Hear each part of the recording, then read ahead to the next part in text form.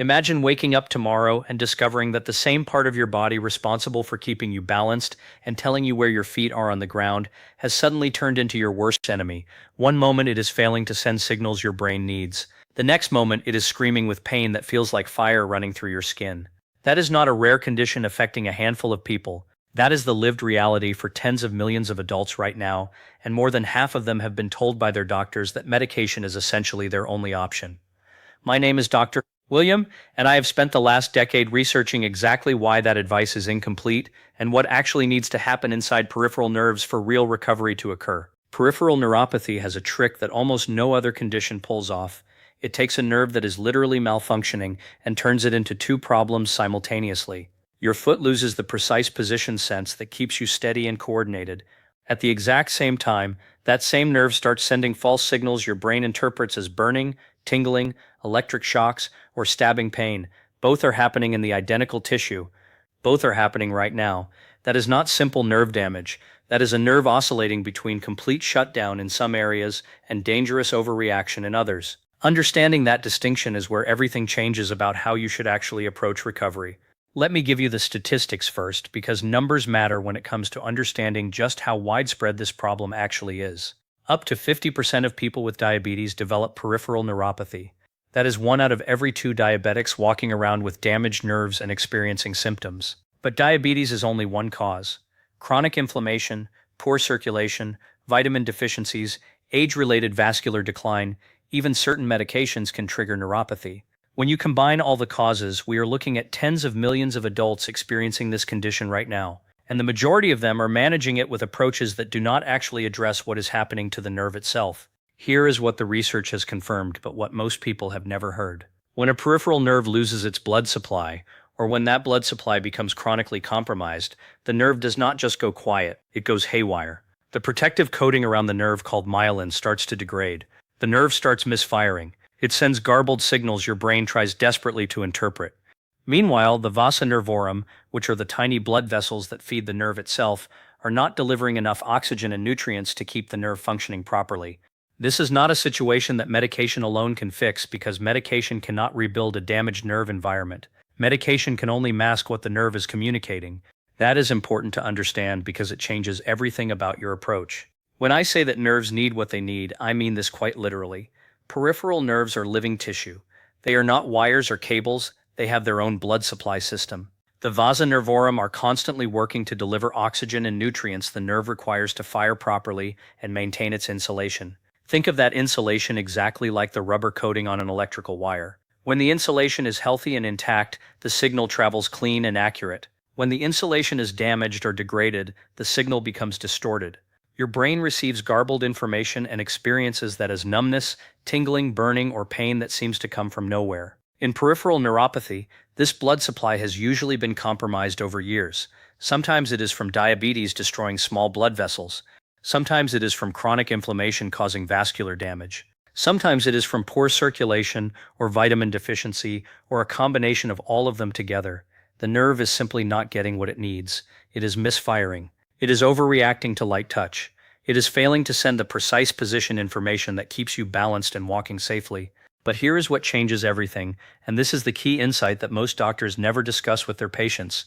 That same nerve can recover if you provide what it actually needs. The research from 2025 and into early 2026 has made something undeniable clear. Regular targeted exercise does not just manage neuropathy symptoms. In many cases, it is the only intervention that actually addresses what is happening to the nerve itself. Exercise improves blood flow directly to peripheral nerves. It stimulates nerve signal conduction. It preserves remaining nerve function. And in documented cases, it promotes actual nerve regeneration. That is not symptom management. That is biological recovery happening at the cellular level. The mechanism is straightforward once you understand it. Exercise increases blood flow to the vasa nervorum. More blood flow means more oxygen and more nutrients reaching the damaged nerve tissue. That improved nutrition environment allows the nerve to begin repairing its myelin coating. Improved circulation reduces inflammation around the nerve. Better blood flow means better removal of metabolic waste products that accumulate and irritate the nerve. And perhaps most importantly, exercise provides the nerve with something it desperately needs but almost never gets when you are resting or taking medication. Exercise provides nerve signal stimulation. Your nerves are designed to communicate. When they stop communicating regularly, they atrophy. They lose function. But when you use them through targeted movement, you essentially retraining them to work properly again. Today I am going to give you exactly 5 exercises that research has identified as having the highest combined impact on both symptom relief and fall prevention. More importantly, I am going to explain exactly why each one works at the nerve level so you understand what you are actually doing when you perform them. And I will tell you the single most critical mistake that most people make that cuts their results in half or more. Exercise 1 is ankle circles. Sit in a chair with both feet flat on the ground. Lift one foot slightly off the ground and slowly rotate your ankle in a complete circle. Go 10 times clockwise, then go 10 times counterclockwise. Lower that foot and repeat with the other ankle. Do this twice per day, every single day. Here is what ankle circles are actually doing at the nerve level that most people completely miss. The circular motion activates your calf muscle pump with each rotation. As you rotate your ankle, the calf muscles contract and relax rhythmically. Each contraction pushes blood back up from your lower leg toward your heart. Each relaxation draws fresh oxygenated blood down into your foot. This is exactly the mechanism the vasa nervorum, those tiny blood vessels feeding your peripheral nerves, need stimulated to keep working. The more consistently blood moves through these vessels, the better the nerve environment becomes. Recent research on the lower leg muscle pump demonstrates that this mechanism is extraordinarily powerful. The calf muscles function almost like a secondary heart for your lower leg. When they contract, they compress the deep veins and force blood upward against gravity. When they relax, fresh blood flows back down. This rhythmic pattern is essential for maintaining the blood flow that peripheral nerves require. But there is more happening than just circulation. Ankle circles also stimulate proprioceptive signals, which are the position and awareness signals your nerve is supposed to be sending to your brain. When you generate those signals, even gently through circular motion, you are providing practice stimulation to compromised nerve tissue. You are not just moving a joint. You are sending repetitive practice signals through nerves that have forgotten how to communicate properly. The foot has thousands of proprioceptive nerve endings designed to tell your brain exactly where your foot is in space and what position it is in. Neuropathy damages these endings. Ankle circles reactivate them. Exercise 2 is toe taps. Sit in a chair with both feet flat on the ground. Keeping your heels pressed down, quickly lift your toes upward and tap them back down rapidly. Continue this rapid tapping for 20 to 30 seconds. Rest for 30 seconds, then repeat 2 to 3 times per session. Do this twice daily. Toe taps activate your foot muscles and calf muscles simultaneously, which increases blood flow measurably to the foot and lower leg. But the real power of toe taps comes from what they do to your nerve signals. The rapid tapping creates high-frequency nerve stimulation through the foot sole and through the toe extensor muscles. These are precisely the nerve pathways most damaged in peripheral neuropathy. The foot sole contains dense clusters of sensory nerve endings.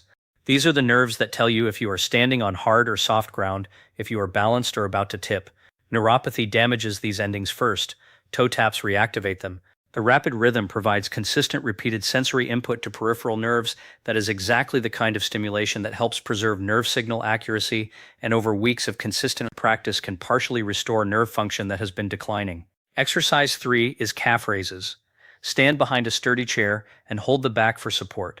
Rise up onto your toes as high as you can comfortably manage. Hold that position for 2 seconds at the very top, then lower yourself slowly back down. Do 10 to 15 repetitions. Rest. Then repeat 2 more times. This is the exercise most people think they know, but most people dramatically underestimate it. The calf raise does 2 absolutely critical things happening simultaneously. First, it powerfully activates your calf muscle pump, which is the primary mechanism your body uses to return blood from your lower leg back up toward your heart. Research on the muscle pump mechanism shows that when your calf muscles contract strongly, they compress the deep veins of your leg and force blood upward.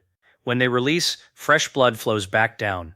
This is more powerful circulatory stimulation than almost anything else you can do for your leg while standing still. The muscle pump is particularly important because it works against gravity.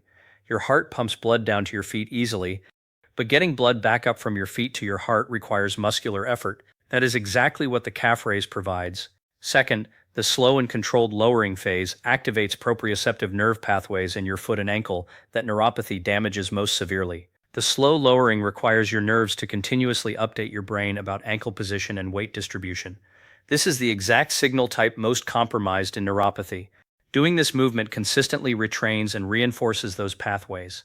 The eccentric contraction, which is the lowering phase where muscles lengthen under tension, is particularly powerful for nerve stimulation because it requires constant feedback from proprioceptive nerves to control the movement smoothly. Exercise 4 is seated foot stretches. Sit in a chair and cross one ankle over the opposite knee.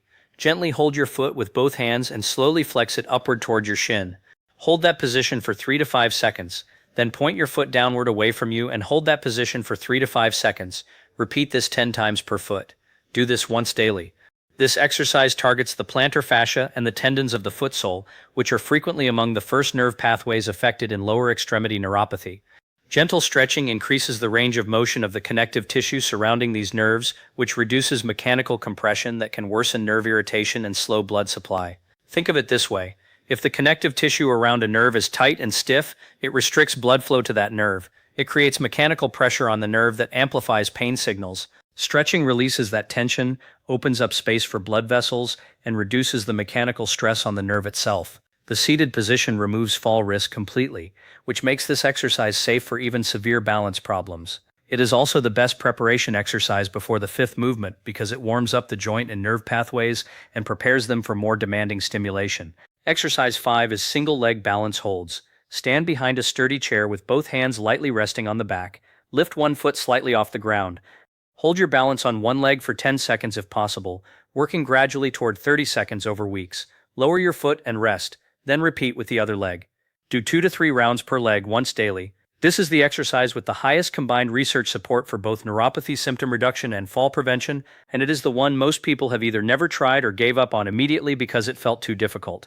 Here is what makes it so uniquely effective at the nerve level. Single leg balance forces every functional proprioceptive nerve in your standing foot and ankle to fire simultaneously and continuously.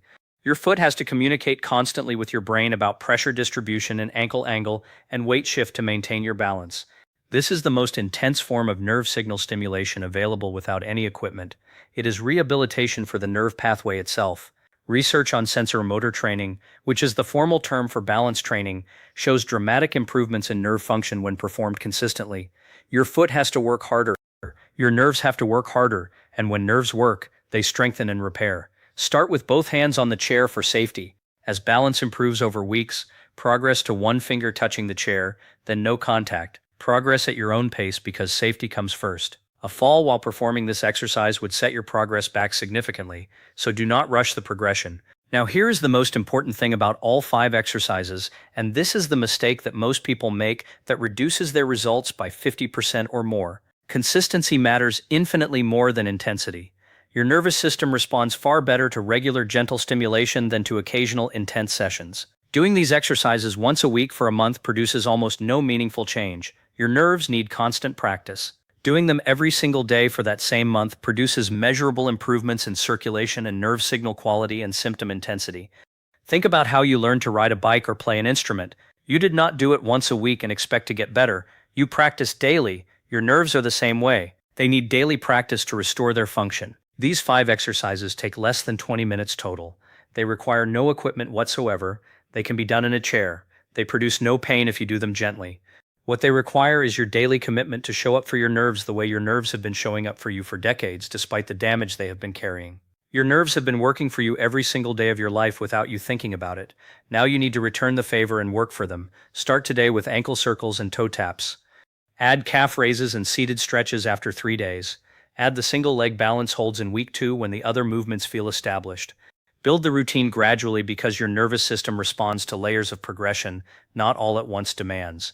This is not about pushing hard. This is about showing up consistently. Share this with someone you know who is living with burning or numbness or tingling in their feet and has been told that medication is the only option. Exercise is not a replacement for medical care. It is the missing half of it, the half that actually addresses what is happening to the nerve.